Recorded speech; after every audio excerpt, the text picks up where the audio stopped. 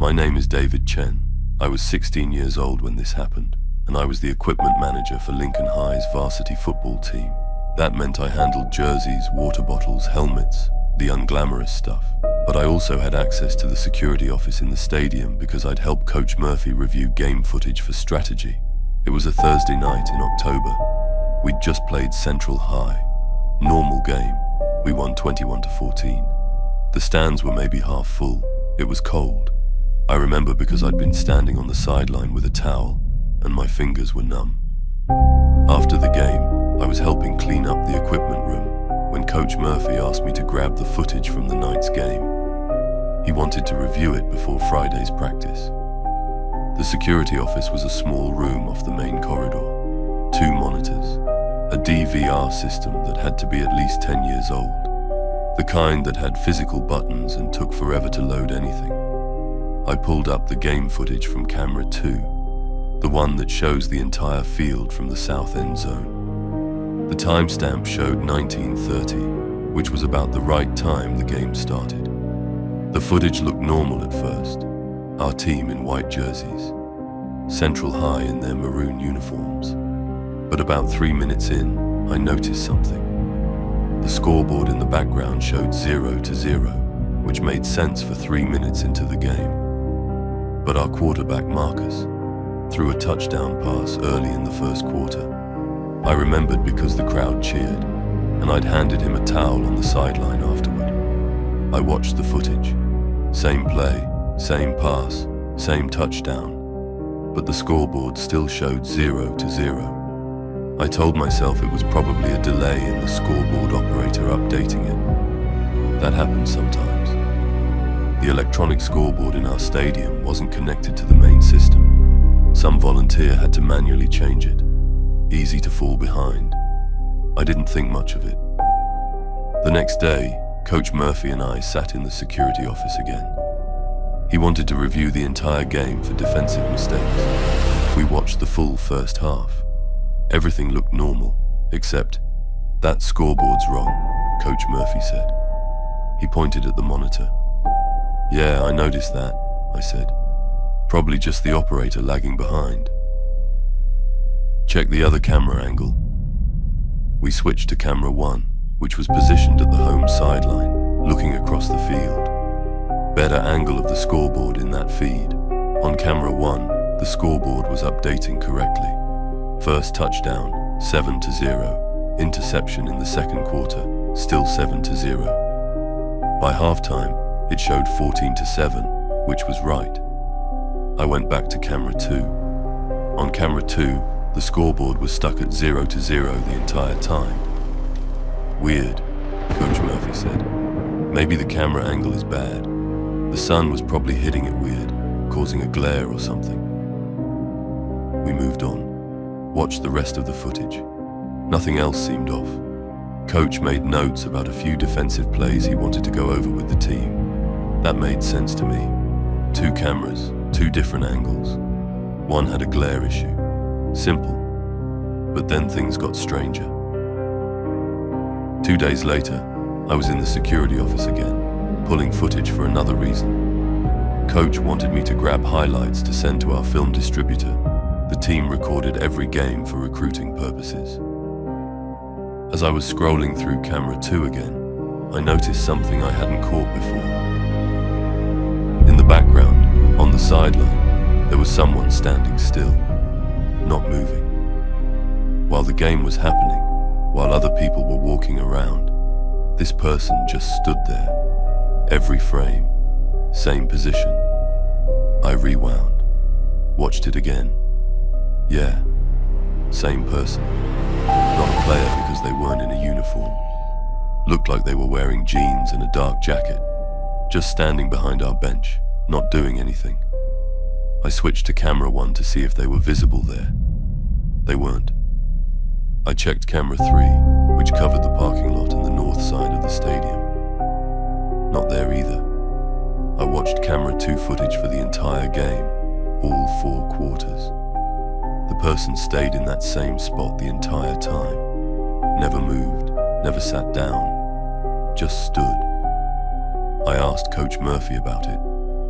Who was standing on the sideline in jeans, behind the bench? He looked confused. When? The whole game. Camera 2. There's this person in a dark jacket just standing there. Coach went back and watched it with me.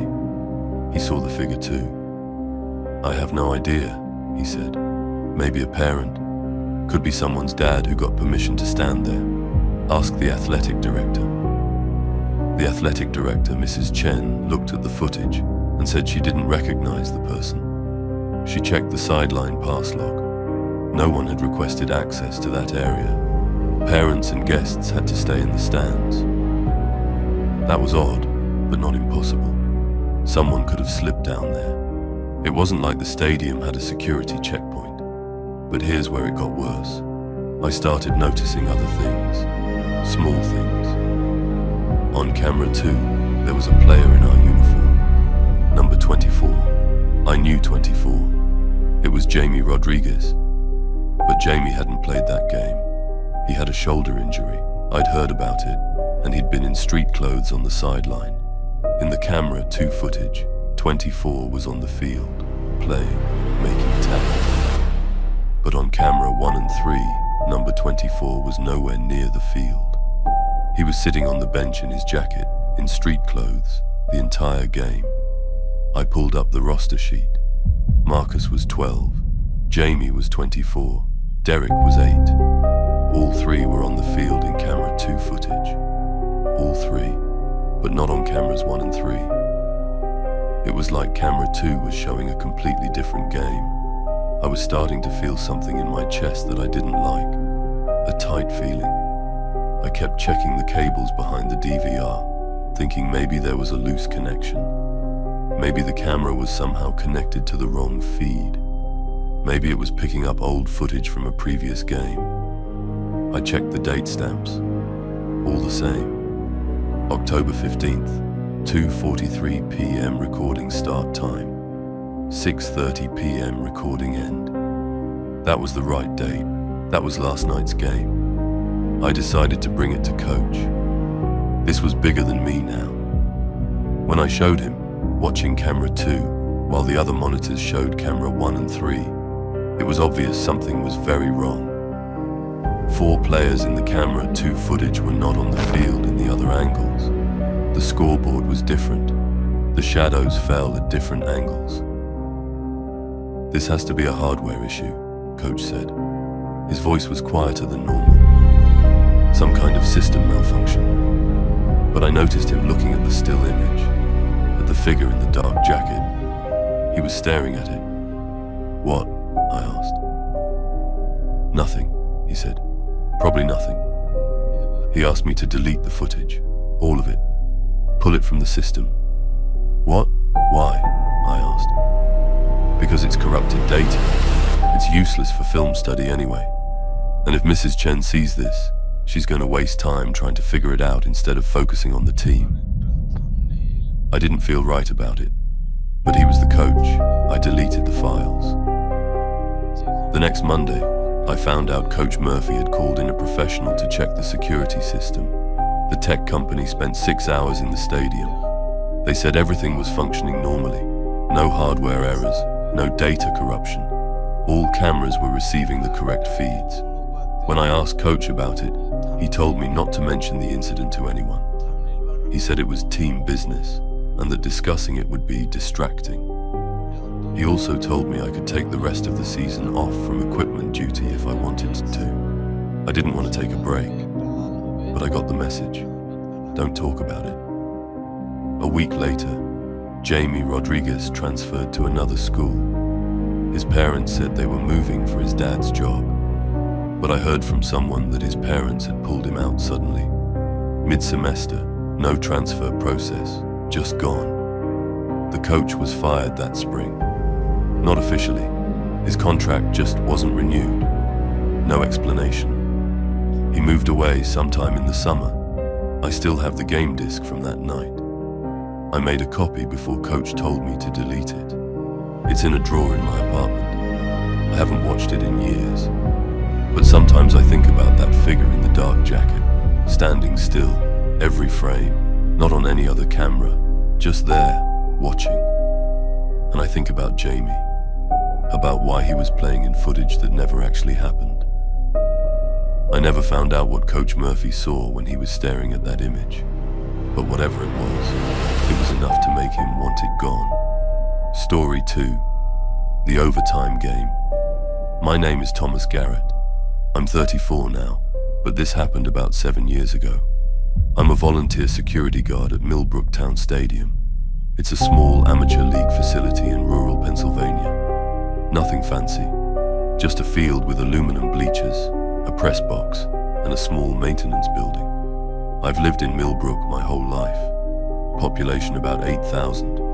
We don't have a lot of entertainment, so the local football league is a big deal. Teams from surrounding towns come here to play. Mostly men in their 20s and 30s who played in college or high school and didn't want to stop. Some of them had real skill. Some of them were just there for Friday nights and beers afterward. I'd been volunteering for security for maybe 3 years at that point. My job was simple: check gates, make sure nobody messed with the equipment, watch the monitors during games. We had 3 CCTV cameras. One covered the main gate and parking lot. One covered the field. One was inside the press box to monitor equipment. One night, it was late September, we had a game between Millbrook and a team from the next county over, Riverside. The stands were pretty full, maybe 200 people. Weather was cool but clear. Good game. I remember because it came down to the fourth quarter and people were actually invested. The final score was 24-21. Millbrook won. Game ended around 10 p.m. Pretty standard night. The next morning I got a call from the league commissioner, a guy named Frank. He said he wanted to review the footage from last night's game because there'd been a complaint from Riverside about a holding call in the fourth quarter. Frank and I met at the stadium around 10 a.m. I pulled up the footage on the monitor in the maintenance building, where we kept the DVR camera too, the field camera. We started watching the fourth quarter, looking for the holding call in question. But the tape was weird. The game kept going. Fourth quarter, 24-21. Millbrook with the ball. But then, the game didn't end. We watched Millbrook attempt to play. They didn't complete it, so they kicked a field goal, made it, 27-21. That didn't happen last night. Frank looked at me. What am I watching? I don't know, I said. Let me check the timestamp. It was the same date, September 15th, same time range, but the game kept going. After that field goal, Riverside got the ball, drove down the field, threw an interception. Millbrook recovered. The quarter ended, 27-21, but then the game went into overtime. We watched the entire overtime period. Millbrook scored a touchdown. Riverside scored a field goal. Game went into a second overtime. Eventually Millbrook scored again, and Riverside couldn't match it. Final score in the footage, 34-24. Millbrook. This is wrong, Frank said. The game ended 24-21, normal time. I was here, I watched it end.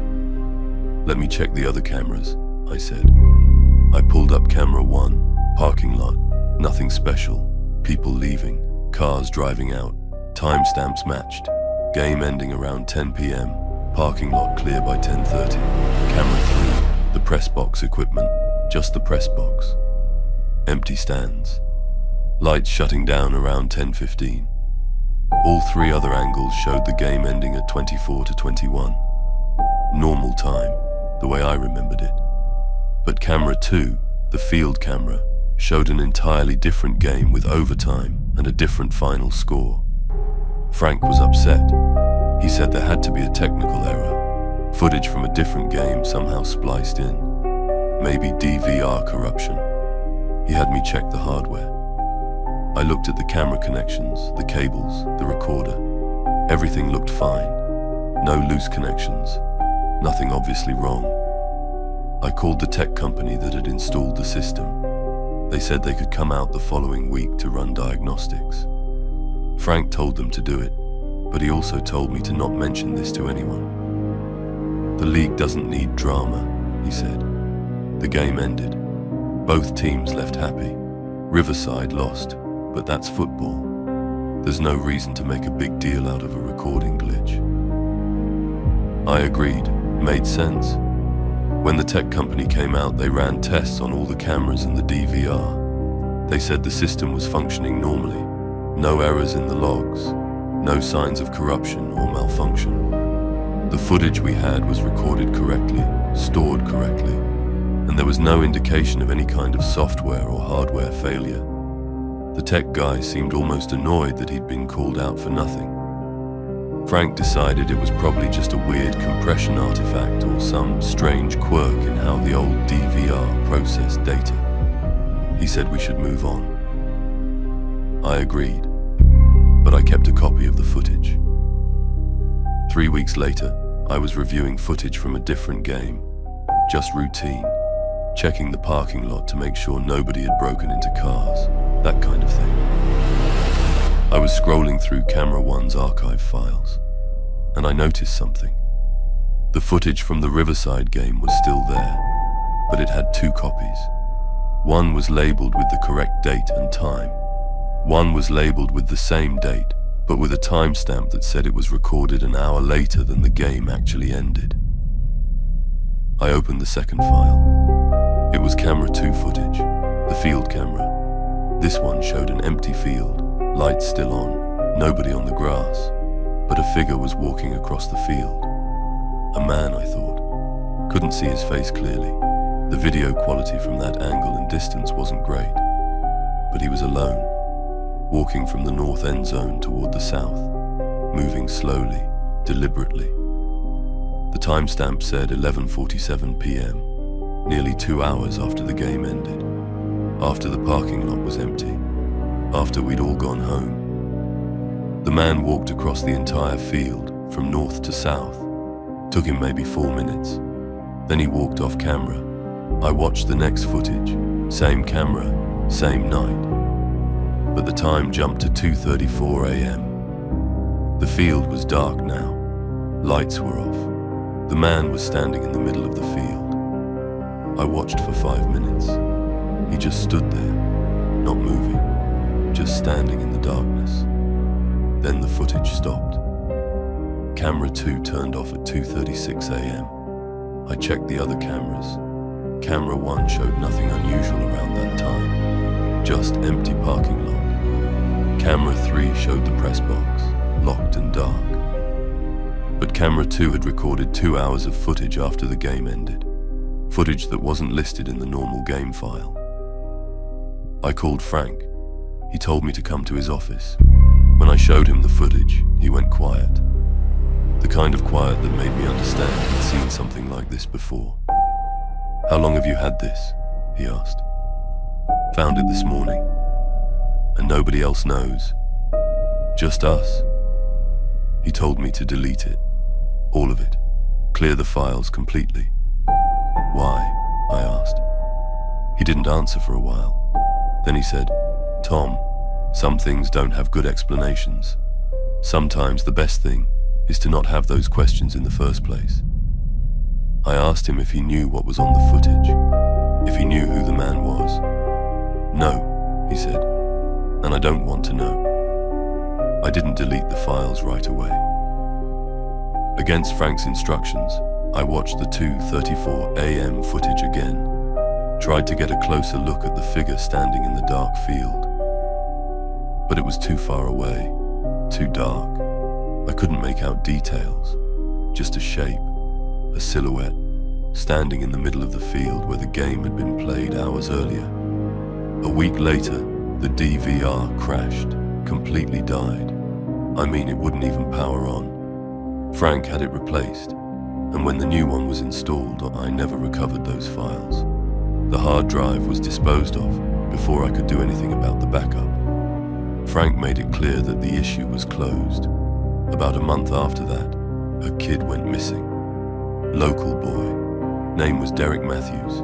He was 19. Last seen in Millbrook around 9 p.m. on September 20th. Police searched, put out alerts. Nothing. He just disappeared. I wondered if the night he went missing coincided with anything unusual on the stadium footage from that week. But Frank had restricted my access to the archives. I couldn't look at the other game footage from that time period. Frank retired from the league about 4 months later. Said he wanted to spend more time with his family. He moved upstate.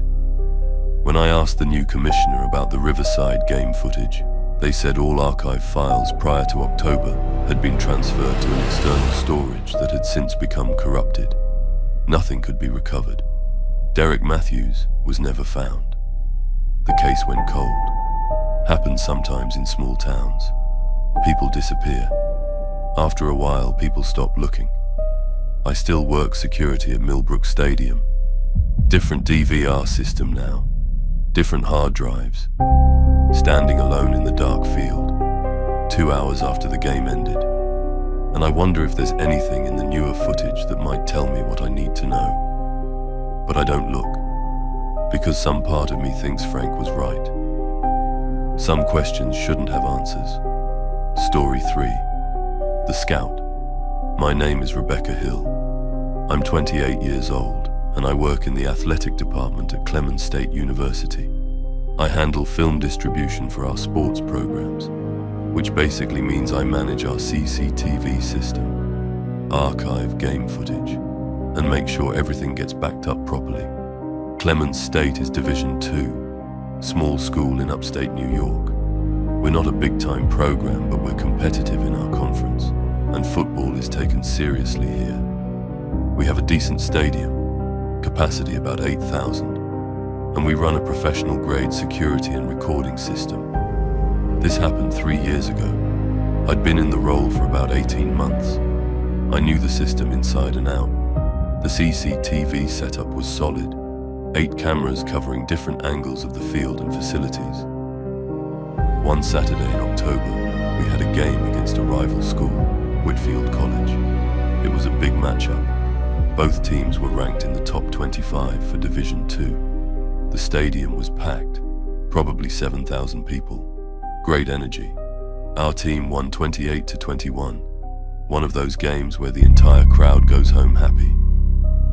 After the game, I did what I always did. I pulled the footage, organized it, uploaded it to our secure server. Everything standard. The head coach, Coach Martinez, had requested the footage so he could review it for Monday's practice. I wasn't in the security office during the game itself. I had a seat in the stands because I like to watch, but I came back to the office after to handle the footage. Monday morning, I was working through some of the game footage for archive purposes, organizing clips into folders for the coaching staff. I noticed something in camera 6, which covers the visitors' sideline. It was a small thing. During the fourth quarter, there was a man standing behind the Whitfield sideline. Not a coach, not a staff member, someone I didn't recognize. He was wearing a polo shirt and slacks, not a uniform or anything casual. He was just watching the game. This wasn't necessarily unusual. Sometimes parents or family members of players get access to the sideline, or sometimes scouts. College scouts often attended games to evaluate players for the NFL draft or for transfers. But this man wasn't taking notes, wasn't holding a camera or recording device, wasn't talking to anyone. He was just standing there, watching intently. I made a mental note but didn't think much of it. 2 days later, I was organizing more footage, and I noticed the man again. Now I was curious. I rewound through the entire game footage, tracking him. He appeared at the start of the second quarter, standing behind the Whitfield bench. He stayed there through the entire game. When the game ended, he walked toward the visitors' locker room entrance. I checked camera 7, which covers the facility entrance and locker room hallway. The man never appeared in that footage. That was weird, but it could be explained. Maybe he left through a different exit. Maybe he went around the stadium.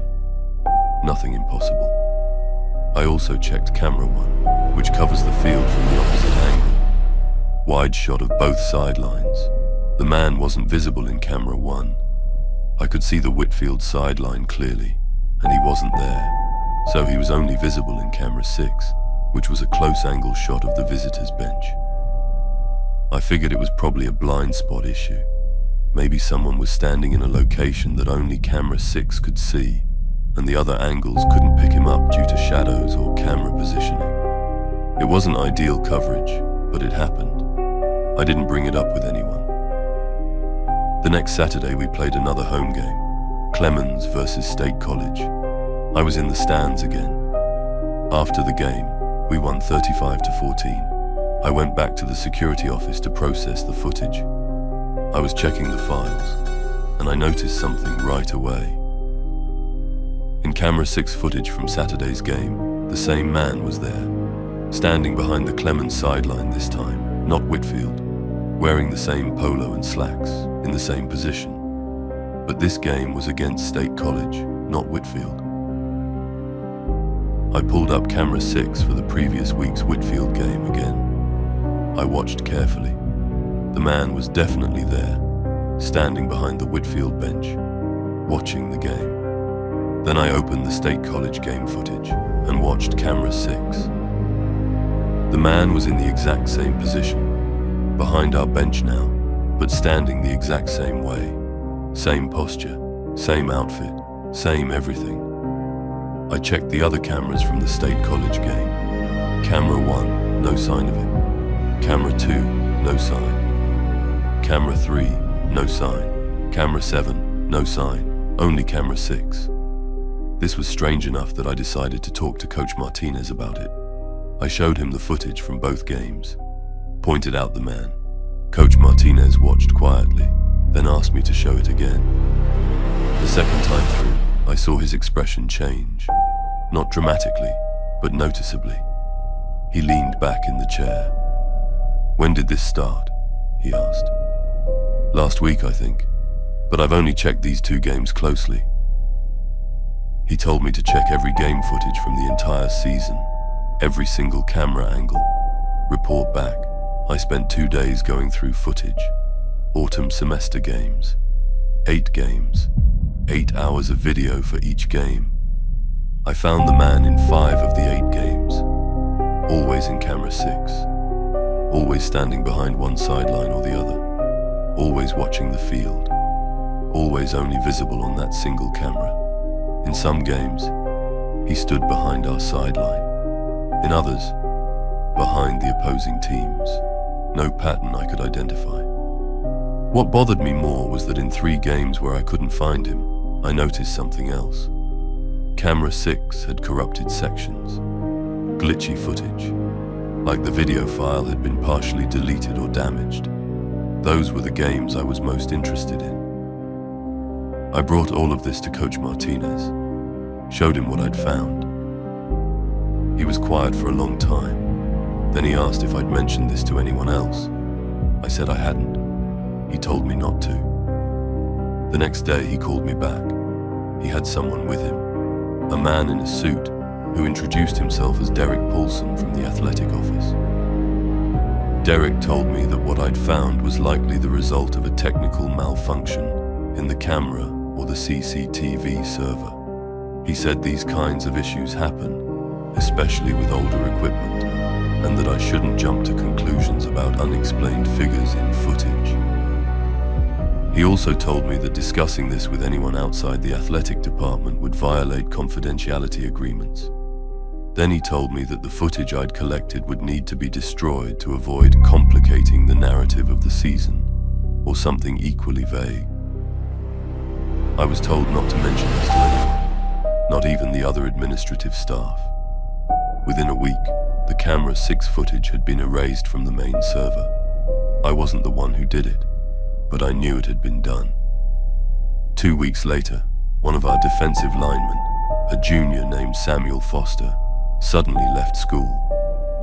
The official story was a family emergency, but Samuel had a 3.8 GPA, was a starter on the team, and had been drafted, not yet, but was projected to go in an early round of the NFL draft. He just left. Coach Martinez retired at the end of the season. He said he wanted to pursue opportunities outside of coaching. I heard he moved to Florida. Derek Paulson transferred out of the athletic department about 6 months later. I still work here. Different job title now, Director of Video Operations. They promoted me, gave me a raise, and made it clear that certain things would be handled at a higher level going forward. I don't look at camera 6 footage anymore. But about 8 months ago, I was scanning through some archived footage for a different reason, and I noticed something in the corner of the screen. Camera 4, from a game we'd played against a school about 2 hours away. A home game at their stadium. A man in a polo shirt and slacks was standing behind our team's bench. Our bench.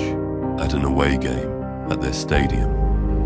He wasn't in any other camera angle. I didn't investigate further. I deleted it from my personal records and moved on. But last week, I got an email from the athletic office. Someone had requested recent game footage. It wasn't Coach Martinez's request. He's gone. It wasn't Paulson's. He's gone. The email didn't say who was requesting it, but the request was specifically for camera 6 footage. Every game, every angle. I don't know what they're looking for or what they found, but I know it's still happening. And I know someone up the chain is watching it closely. I just don't know why.